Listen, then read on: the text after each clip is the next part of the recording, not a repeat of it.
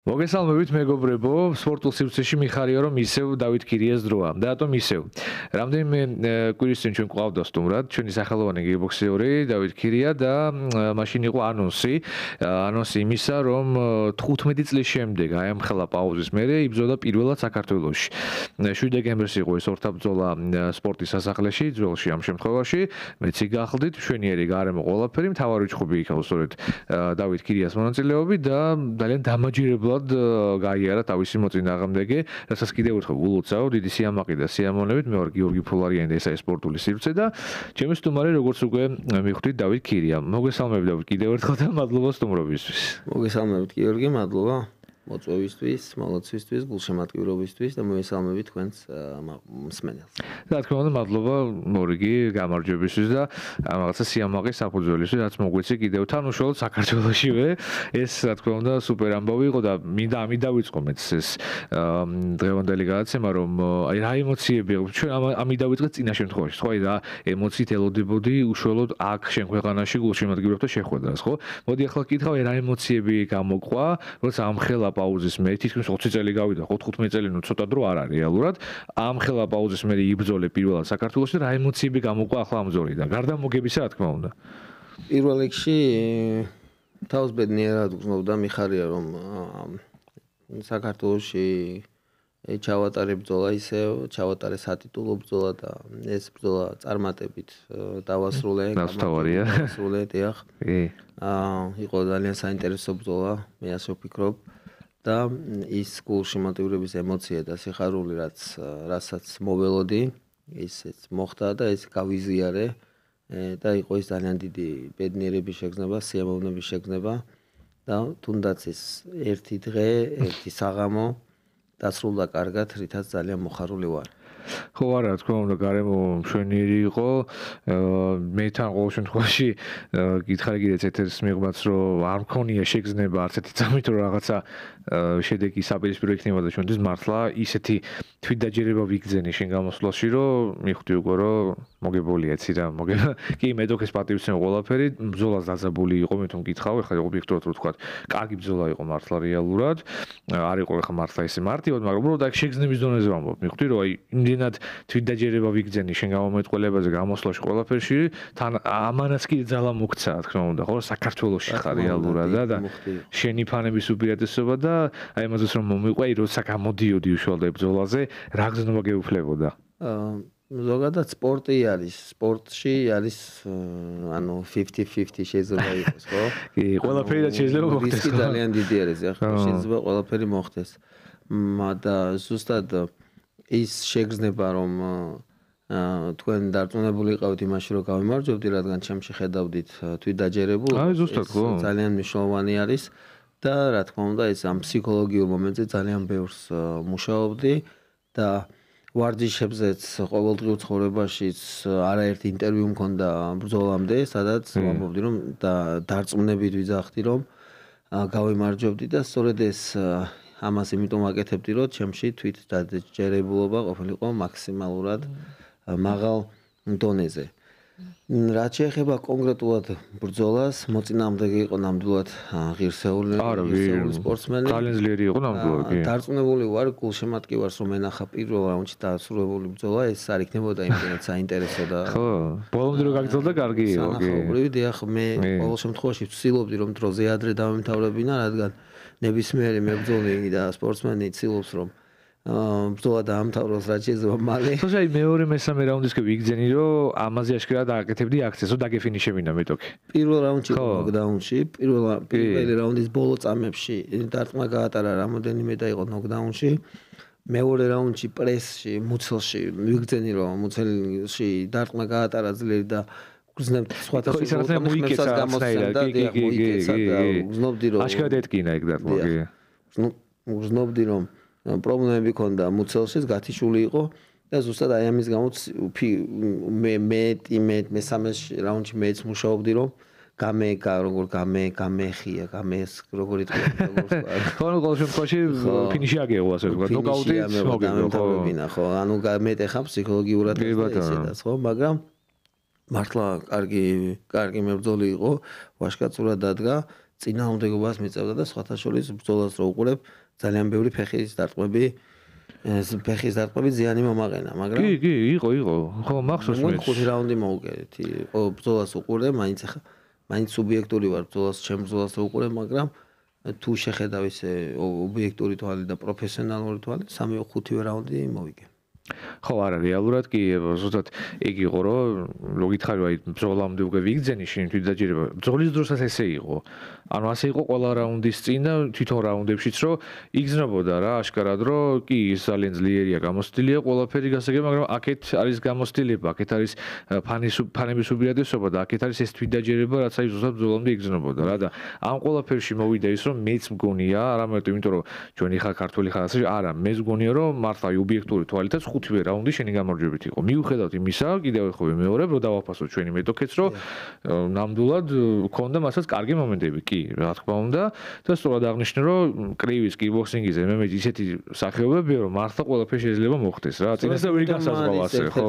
ესეთი ანუ პირველ რიგში ვთქვათ ის რომ არის ახალგაზრდა მებრძოლი და აქვს ჯერ კიდევ 28 წლის იყო თუ არ ვსწრები, ხო? 27-ის თუ ხო რაღაც ხო. ესე, რომელსაც მინიმუმ აწლიანი კარიერა აქვს ჯერ კიდევ და წინ აქვს ყველაფერი. განვითარებითაც აქვს იმის პოტენციალი რომ ბევრად განვითარდეს და ეტყობა რომ ბევრს შრომობს. სწორედ ამიტომაც არის ერთ-ერთი ტოპი, ანუ სადღაც 15 ტოპში შედის. და კი ბატონო იყო ჩემს ქვეყანაში ბრძოლა დიდი ხნის შემდეგ დაბრუნება, მაგრამ მე პრომოუტერებს და მენეჯერებს თან როდესაც მქონდა ამ ბრძოლასთან მოლაპარაკება, ვთხოვე რომ ჩამოეყვანათ ღირსეული რეიტინგით დამსახურებული სპორტსმენი, რომ IFC-ის ქამრისთვის სპორტსმენი, რომელიც იმსახურებდა ამ ტიტულისთვის ბრძოლას და სწორად ყველაფერი მაგრად დაждდა. კი ბატონო, კი. და რეალურად ყველაფერი კარგად წავიდა მთლიანად საღამოზეც და ერთ-ერთი ბრო ნოდარ კუდუხაშვილის წაგებამ დაგვწყვიტა ყველას გოლი. დიახ, სანამ შენამდე რო იყო ბრძოლა ამას ვაღო, ხო? სხვა სპორტსმენებს შევეხებით, ზოგადად მინდა ივენტს შევეხო IFC-ს და Max Fight-ის ივენტს, რომელიც მუშავდებოდა 3 თვის განმავლობაში. ერთადერთი რამ რის გამოც გული დამხსდა იყო გულშემატკივრის ნაკლებობა, ეს უნდა ვთქვათ გულახდილად, რადგან ქვეყანაში რაღაც შექმნილი სიტუაციიდან გამომდინარე. ესეც მოქმედებს, თუმცა გარემო კარგი იყო მაინც, ამას ვერ ვიტყვი, კი. იდეალური, მაგრამ ჩვენი გათვლებით მინიმუმ 6,000 გულშემატკივარს ველოდებოდით. ძალიან დიდი გამოხმაურება ჰქონდა დასაწყისში, მაგრამ კიდევ ერთხელ ვიტყვი, რომ რაც მიზეზების გარკვეული მიზეზების გამო, რაც ჩვენს ქვეყანაში შეიქმნა, ამის გამო ცოტა გულშემატკივარი აგდა. რაც შეეხება კონკრეტულად ივენტს, ჩვენ ამ ივენთის გადადებაზეც კი ვფიქრობდით, მაგრამ ეს ძალიან დიდ რეპუტაცია ამით შეილახებოდა ორგანიზაციის, რადგან საერთაშორისო ივენთი არის და სპორტსმენი რომელსაც კონტრაქტს გაუფორმებს 3 თვით ადრე გარკვეული უცხოელი სპორტსმენები აი წარმოიდგინეთ 3 სპორტსმენი ტაილანდში იყო წასული მოსამზადებლად და ეხლა ბოლო 3 დღეში გადაუდო ასე ხო პრობლემა იქნებოდა ამით რეპუტაციული ის ილახებოდა ესე ჩვენი სახელი ასე შემდეგ ძალიან დიდი ფინანსური ზარალი იქნებოდა და ამიტომ არ გადაუდევით გავაკეთეთ და გამოვიდა ძალიან მაგარი და შემდეგ ივენთი იქნება კიდევ უფრო მაგარი ამის გამო ბარემ გითხრა, როდის იგეგმება დაახლოებით შემდეგი? გაზაფხულზე ისევ იგეგმება ივენთი, უბრალოდ ვფიქრობთ რაღაც უფრო განვითარებაზე და შეიძლება ეს შემდეგი ივენთი არ ჩატარდეს საქართველოში და ჩატარდეს სადღაც სხვა ქვეყანაში, მაგრამ რა თქმა უნდა, ქართული სპორტსმენების მონაწილეობა იქნება ძალიან მაღალი და ასევე ჩვენ ვფიქრობთ მომავალ წელს განმავლობაში, მომავალ წელს 2025-ში რომ გავიდეთ რეგიონებში, რაც ძალიან მნიშვნელოვანი არის. კი, ასევე. და ბათუმია და ასე შემდეგ. დიახ. არა მარტო ბათუმი, ანუ ყველა რეგიონში. არა, ხო, ყველას ვერ ჩამოთვლით უბრალოდ. ბათუმი ერთ-ერთი მნიშვნელოვანი ლოკაცია არის, რა თქმა უნდა. კი. და ერთი პირობა მინდა დავდო რომ განვითარება იქნება ყოველ დღე, ყოველ წუთს განვითარდებით და გავიზრდებით და ვფიქრობ რომ ყველაზე დიდი ერთ-ერთი უდიდესი და ანგარიშგასაწევი ორგანიზაცია ვიქნებით მთელ რეგიონში. ხო, არა მარტო საქართველოს, მთელ რეგიონში რა თქმა უნდა. და ხო, ნუ ვახსენე ხო აგეც ეგან ერთ-ერთი ნოდარის წაგებამ დავწყვიტა გული თქო და კაც ნუ ისეთი იყო რა, აი ვერ იტყოდი გადაჭრით რომ რომელიმე ახლა იგივს ბრძოლა. მართლა დაძაბულობა იყო. ნუ ფაით კარდს რო გადავხედოთ, ხო, ძალიან მაგარი ფაით კარდი. არა, რეალურად კი, კარგი ჩხუბები იყო ნამდვილად, ხო. ჩემს გარდა მე როგორც იცით ვიბრძოდი გლორიში, ასევე One Championship-ი ხო გუნდში და ასევე ვიბრძოდი One Championship-ში. ჩემს გარდა იქ კიდევ ერთი უზბეკი მებრძოლი, რომელიც One Championship-ის მებრძოლი არის. ხო, მახსოვს კი. და ესე ძალიან ის არის რა, ანუ აი ესეთი დონის სპორტსმენებით იწევა ორგანიზაციის დონე. რაც უფრო მაგარი სპორტსმენი ყავს, მებრძოლი იყავს ორგანიზაციაში, მით უფრო ფასდება ორგანიზაციის power ძალა. ხო, რა თქმა უნდა და იგივე წეროას რეპუტაციაც იმაღლებს, ხო, რა თქმა უნდა. და რაც შეეხება ქართველებს, ხა მქონდა ძალიან მაგარი კარტი, ანუ ერთ-ერთი კი არა, მე მგონი საუკეთესო კარტი იყო, რაც მანამდე ყოფილა ქართული რაღაც ორგანიზაციების და საქართველოს ჩატარებული ივენთების ისტორიაში. იყო კუდუხაშვილი, იყო კიდე მამფორია, რომელმაც სასწაული ნოკაუტიდან გამოვიდა, იყო სულთანიშვილი, რომელიც ცოტნე სულთანიშვილის დაბრუნება საოცარი, არ დაგებდა აშკარად ბრძოლას და მე ისეთი მოვაბრუნა რომ ნუ ხო. რა თქმა უნდა და გიორგი ქართველიშვილის სტრაიკინგის ხარჯზე მოვაბრუნა. მაინც კიკბოქსერი კაცი ხო. აი ხშირად ვამბობ რომ MMA საქართველოში ყოველდღე ვითარდება, მაგრამ აკლი ერთადერთი რაღაცა, ამას თუ მივაქცევთ ყურადღებას, ბევრად უფრო სანახაობრივი და განვითარებაც უფრო სწრაფი იქნება მეთქი და ეს არის სტრაიკინგი. ხო, სტრაიკინგი. ჩვენ მაინც ეს სისხლში გვაქვს ეს ჭიდაობა, პარტერში მუშაობა და თუ აკვირდებით ქართველი მებრძოლების უმეტესობა ცდილობს რომ ბრძოლა დაასრულოს, ანუ გადაიყვანოს ქვემოთ და იქ მუშაოს მეტი, ხო? ეხა აი თუ დავაკვირდებით სულთანიშვილის ბრძოლას, ფაქტიურად წაგებული ბრძოლა მოაბრუნა, მოაბრუნა ძალიან ლამაზი ნოკაუტით. კი. ქართული ბრძოლა იყო ასევე კარგი და გასახარი ამბავი თქმა უნდა და მე კი ნოდარის წაგების მე ავიდა და გამოიწვიეს ბრაზილიელი მოწინააღმდეგე და თან იმპონზე რომ არ ჩხუბოსო თქვა 13-ში, მაგრამ ქართული რევანშის ამბავში გამოიწვევა და ხო ანუ ძალიან დიდი რისკი არის. რა თქმა უნდა. რო ვთქვათ 84-დან 93-მდე ხო. მე ვიბრძვი 70 კილოში წლებია და 72 ნახევარშიც ეხა 72 ნახევარში ვიბრძოლე და ყოველთვის ფიქრობ, ანუ 72 ნახევარი გამოიწვევს რისკს თუ არა, იმიტომ რომ მაინც სხვა ის არის. ხო, 2 კილოგრამის კი უკვე რაღაც ის არის, ხო. უკვე ნიშნავს, აი სიტყვაზე ვთქვათ, ძალიან ბევრი სპორტსმენი ვიცი, სხვათა შორის მეგობრები ვიცი, რომლებიც 72 ნახევარს იღებენ და 70-ს ვერ იღებენ, იმიტომ რომ 70 უკვე ჭირს, ჩამოსაუჭი. ხო, თითქოს 2 კილოგრამია, მაგრამ მაინც ხოვობა. 2 ნახევარია და 2 ნახევარი კი 200 გრამის პრობლემა არის. ბოლო 200 გრამის ხო კარგად. ვითმეტეს 80 ქვემოთ კატეგორიებში, ხა მძიმეში შედარებით ისე არის, ხო და ჩვენ ზონაში რა, ჩვენ ზონაში 70-72 ნახევარში. ეხლა ზოგჯერ ვფიქრობ, რომ 77 არის, ანუ შემდეგი ზონა რა, 70-ის შემდეგ, 72 ნახევრის შემდეგ არის 77 და ზოგჯერ ვფიქრობ, ახლა 77-ში რომ ავიწიო, რამდენად დიდი რისკია, ხო? დიდ სპორტსმენებთან მომიწევს ბრძოლა და ეხლა ქართული შუმა რაც გააკეთა, ხო, არის ფაქტიურად რისკი არის, მაგრამ საკუთარი თავის იმედი აქვს და ჩვენს გვჯერა. ჩვენს გვჯერა, რა თქმა უნდა, ხო. ჩვენს გვაქვს იმედი და გვჯერა მისი ჯანის დამონდომები და მაგის იმედი გვაქვს. ყველანაირად ხელ შეუწყობთ მომზადებაში და ფსიქოლოგიურ, მორალურ, ფიზიკურ მომზადებაში გიორგის გვერდით ვარ. კი, რა თქმა უნდა და მართლაც გვჯერა მისი მონაცემების შემძლოს რომ დაუბრუნდე, ამინდა კითხო. ზოგადად ხა ნუ კიკბოქსინგი ისეთი სტილია ზოგადად რომ მაინც გინდა ხის დარტყმას მოითხოვს, ხო? თქვა განსხვავდება მაინც კრივისგან და MMA-ისგან ეს თვითონ დარტყმის სპეციფიკა.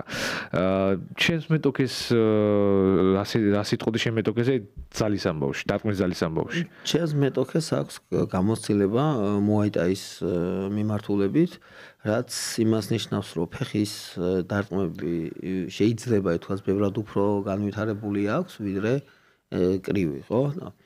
თითოეულ დარტყმას გუნოდი ძალიან სკეპლის სტილის დარტყმები დაახლოებით. პირველ რამში ძალიან სერიოზული მუხლი გავატარე, მაგრამ იმასქენი რა, ანუ აღდგენა რაღაცა იქით-აქით ყველაფერი მოვასწარე.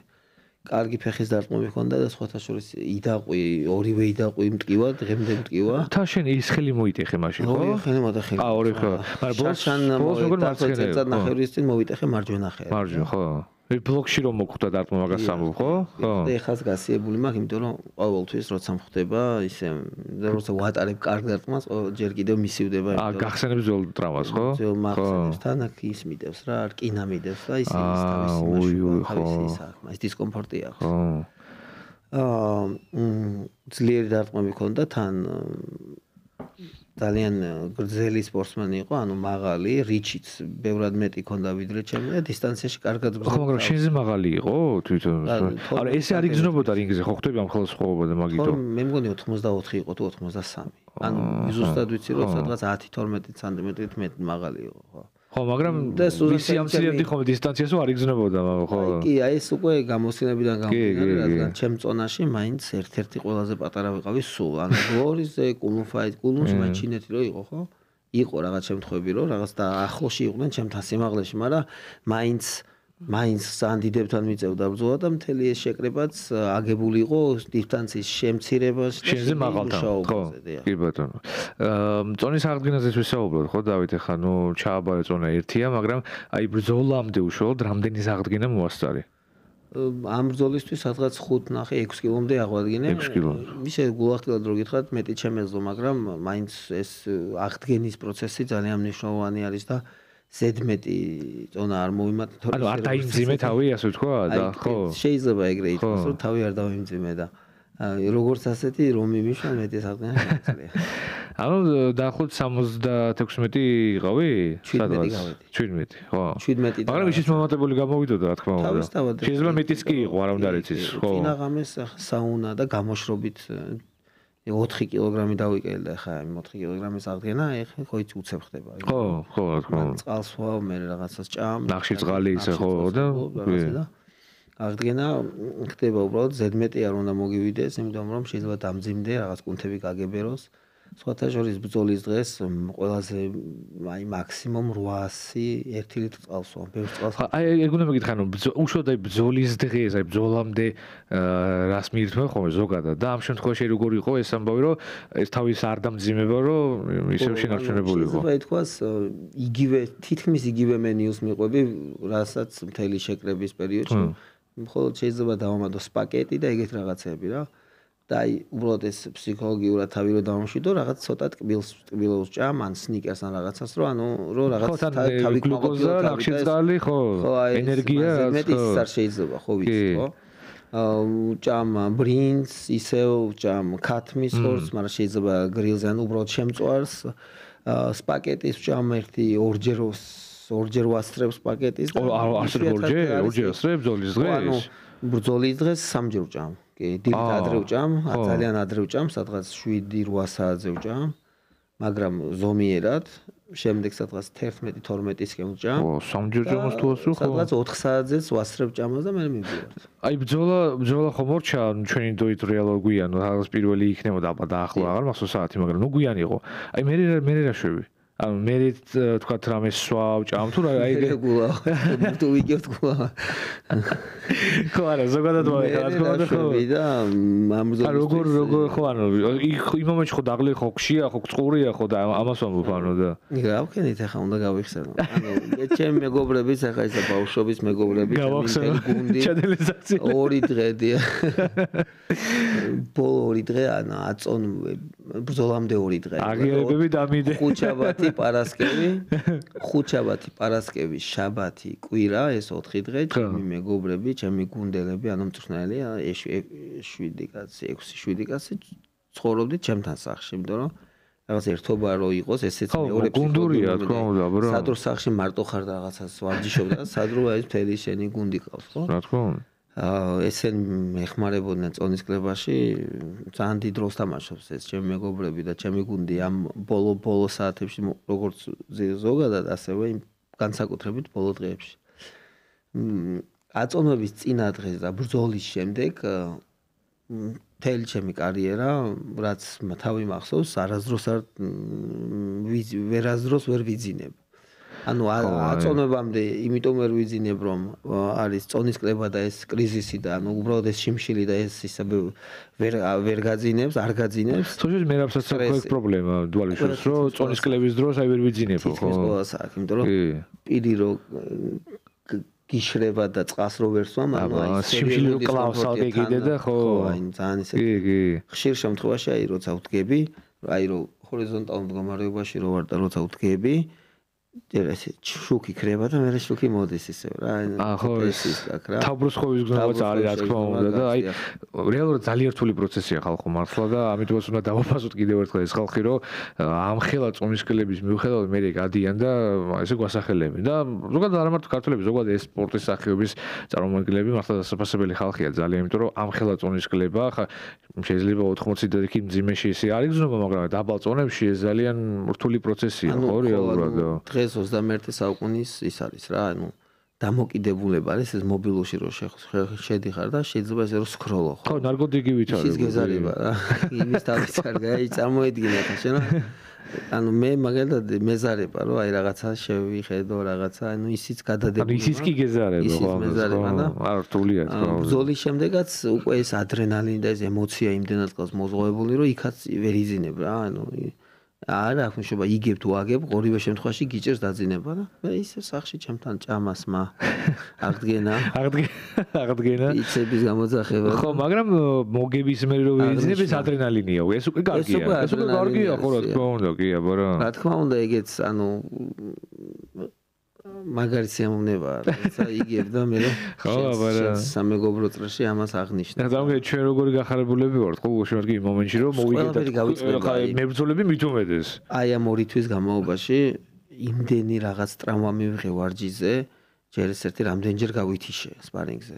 იმიტომ რომ კვირაში 25 რაუნდი გაქვს. ხო, 25 რაუნდი ბევრია. 25 რაუნდი გაქვს მინიმუმ, ანუ სესია, სპარინგების სესია კვირაში. მე ვამბობ შეკრებაზე რა, ანუ ბრძოლისთვის მზადების პერიოდში.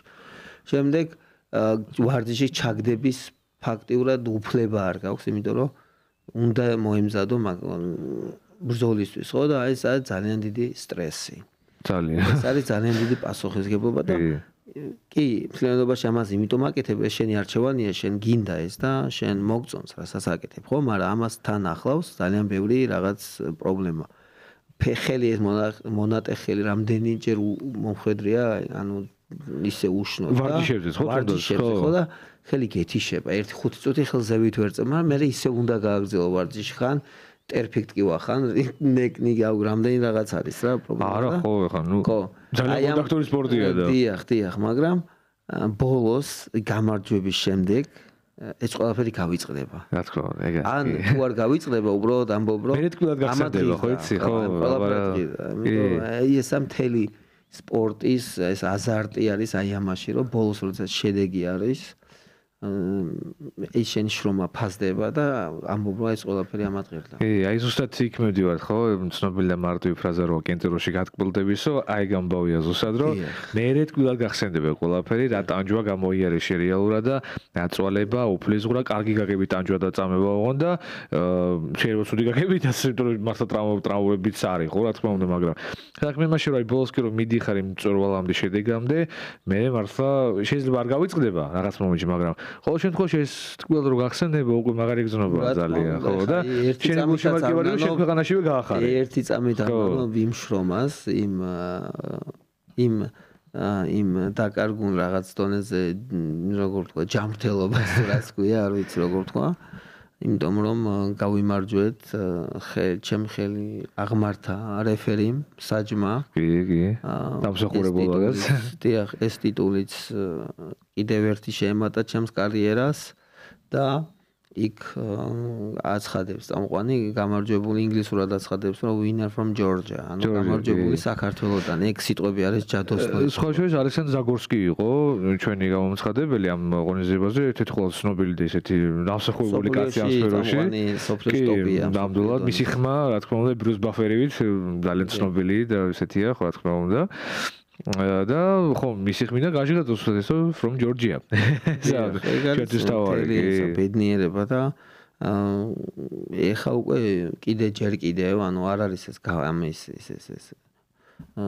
საზეიმო განწყობა ჯერ კიდევ არ არის, გამარჯვების შემდეგ დასრულდა და Facebook-ზე რო შევდივარ და რო ვნახულობ რაღაც კომენტარებს, პოზიტიურ კომენტარებს, ძალიან ვამაყობ ამ შედეგით. მე ბატონო. მახსენე დავიწერა რომ აი 25-ის იგეგმება ხო, ახალი თქვა კიდევ ერთი ტურნირი ჩატარება შეიძლება სულ უცხოეთში როგორც თქვი, უბრალოდ მე მაინტერესებს აი შენ რა როლში იქნებ ორგანიზატორებისკენ თუ ისევ გნახავთ როგორც მებრძოლი ამ შემთხვევაში. მართალი გითხრათ, გადაწყვეტილი ჯერ არ მაქვს 100%-ით, მაგრამ ვფიქრობთ თავაზობენ IFC-ის ბოსები. ხო. თავაზობენ კამრის დაცვას. და ვნახოთ, შეიძლება ეს მოხდეს, ან შეიძლება არ მოხდეს, მაგრამ თლიანობაში რო შევაფასოთ, ჩვენი ერთობლივი პროექტი გაგრძელდება და ერთობლივად ჩემი წილი ჩართულობით, რა თქმა უნდა, ყველაფერს გავაკეთებთ იმისათვის, რომ განვითარდეს ეს მიმართულება საქართველოში, რეგიონში და კიდევ ერთხელ ვამბობ, რომ IFC-ის მხრიდანაც ვიტყვი, ანუ მათი მაგივრად ვიტყვი და როგორც Max White-ის დამფუძნებელი, ჩემი მხრიდან ვიტყვი, რომ ჩვენ ორგანიზაციებში ქართველი მებრძოლები ყოველთვის იქნებიან პრიორიტეტში. რაც რა თქმა უნდა მეტი შანსი არის და მეტი შესაძლებლობა იქნება ჩვენი მებრძოლებისთვის. და განვითარების მეტი რა თქმა უნდა პლატფორმი რა თქმა უნდა ავტომატურად. უნდა აღვნიშნოთ აუცილებლად, უნდა აღვნიშნოთ ძალიან ბევრი მსმენელი გვყავს ამ რადიოს, ამ გადაცემას და აუცილებლად უნდა აღვნიშნოთ, რომ IFC-ც და IFC არის გერმანული ორგანიზაცია, რომელსაც ყავს დღეს უკვე ქართველი პრეზიდენტი, ბატონი კოჩასმოიანი, Max White არის წმინდა ქართული ორგანიზაცია. და კოჩასაც ცალკე მადლობა რა თქმა უნდა გაწეული საქმეებისთვის. ეს ქართული პატრიოტიზმი, მაინც პატრიოტიზმი არის აი ამ ხელ ორგანიზაცია, რომელსაც მრავალი წლის გამოცდილება და ისტორია აქვს. უკვე 6 თვის განმავლობაში მესამე ივენტს მართავს საქართველოში და ეგ არის რა თქმა უნდა კოჩას დამსახურება. და თან კარგი შედეგია ძალიან. თან არის ევროპული ორგანიზაცია, ხო და ეს ჩვენ გერმანული. ბევრად უფრო მისაღები არის ასეც და ისეც არის ჩვენთვის ძალიან სასიხარულო და აი ამ ორგანიზაციების განვითარებაში, ამ სპორტის განვითარებაში ჩვენს ქვეყანაში ძალიან ბევრ მეგობარს, სპონსორს აქვს დიდი წვლილი შეაქვს და ამათ ყველგანს მინდა მადლობა გადაუხადო. შეიძლება ხა კონკრეტულად ამის აღნიშვნას საშუალება არ ქონდეს, მაგრამ ყველას მინდა მადლობა. არა, რა თქმა უნდა, ხო, მეც ანალოგიურად ორგანიზატორებს ყველას, მათ შორის შენს ბუნებრივია, ყველას რა თქმა უნდა, გაწეული სამუშაოსთვის დიდი მადლობა და დიდი მადლობა შენ, რომ კიდევ ერთხელ მოგვეც საშუალება გვეამაყა საქართველოთი შენით, იმით რომ ყავს ასეთი კარგი მაღალი დონის მებრძოლები, შეგვიძლია ასეთი მაღალი დონის ღონისძიებების მასპინძლობა, ასევე ესეც ხო ერთ-ერთი გზავნილი იყო ამ ხრივაც, ხო? რომ აი მაღალი დონის ორგანიზაცია შეგიძლია უმასპინძლო კარგ ღონისძიებას მაღალ დონეზე. ესეც ერთ-ერთი მნიშვნელოვანი გზავნილი იყო. ის რომ საზოგადოების და ჩვენი ქვეყნის მოსახლეობის ძალიან დიდ ნაწილმა გაიგო ამ ივენთის შესახებ, ამ ორგანიზაციების შესახებ, ამაში ძალიან დიდი წვლილი მიუძღვის საინფორმაციო როგორ შეიძლება ითქვა ხარდაჭერას და ამ ხარდაჭერაში თქვენი წვლილიც არის ძალიან დიდი. მეორე ჯერ არა ამას იმიტომ არ ვამბობ რომ აქ ვარ, მაგრამ იმიტომ ვამბობ. შენ არ ერთხელ ჩემი სტუმარი ისედაც და ამიტომ პრობლემა არ არის. და მადლობა ამ კარგ საქმეში რო გვეხმარებით და ცნობიერების ამაღლებაში რო გარკვეული შეგაქვთ ამისთვის დიდი მადლობა და სპორტის პროპაგანდა ყოველთვის რა თქმა უნდა ხო გებიანი ქვეყნისთვის. კი იცი რომ მე თვითონაც კრივში აქტიურად ვარ, ისედაც ქართული სპორტის სამსახურში და პირიქით სიამოვნებით ქართულ სპორტზე რაც ეხება განურჩევლად სახეობისა. საუბარი არის ძალიან კომფორტული და სასიამოვნო, რადგან ძალიან დიდი განათლება გაქვთ ამ სპორტში და მადლობა ამ ყველაფრისთვის. მადლობა შენ კიდევ ერთხელ სტუმრობისთვის და ამ გამარჯვებისთვის. ახალგაზრდობა და ზოგადად მოსახლეობა ეყოლება ქვეყანას. ხო, რა თქმა უნდა, მithudet გამოდელ დროში რესურსი წავა, სახელმწიფო რესურსი წავა ჯანდაცვაში, ისე რომ გერმანიაში პირდაპირ ის არის პოლიტიკა, რომ რაც მეტი ჯამრთელი ადამიანი ეყოლება და სპორტი დაკავებული, მით ნაკლები ხარჯი ექნება აქვს იმ რა, იმას ჯანდაცვაში. ეგრე უნდა ვიყოთ ჩვენც რა. საქართველოს ბიუჯეტის ყველაზე დიდი ისა რა, ნაწილი მიდის ჯანდაცვაში და თუ გეყონება ჯანსაღი თაობა და სპორტული თაობა, უფროსი თაობა, ზომის თაობას ნაკლები დაგუდება მექიმები. ჯანსაღი და სპორტული თაობა, აბარა. დავით კიდე იყო ჩვენი დღევანდელი სტუმარი, ჩვენი სახელოვანი სპორტსმენი და კიდევ ერთხელ მადლობა მას ამ გამარჯვებისთვის და ემოციებისთვის, რაც გვაჩუქა. შუალოდ საქართველოში ამ ღონისძიებაზე წარმატებები, რა თქმა უნდა, დავით, შენ მომავალში როგორც ორგანიზატორი, როგორც მებრძოლი და წარმატებები ქართულ სპორტს, რა თქმა უნდა, იმიტომ რომ 2024 ზოგადად ძალიან მაგარი წელიწადი იყო ქართული სპორტისთვის. ოლიმპიადა, ევროპის ჩემპიონატი და ასე შემდეგ. და UFC-ს 2 ჩემპიონი კიდევ ზევიდან, ხო, ასე რომ სუპერ წელი გამოვიდა ყველანაირად ქართული სპორტისთვის. ნიჭიერი ვართ და ეს გამოვიყენე. და სპორტულიერი. და სპორტულიერიც დიახ. კი, რა თქმა უნდა. მადლობა თქვენ ყურადღებისთვის, გემშვიდობებით მომავალ შეხვედრამდე.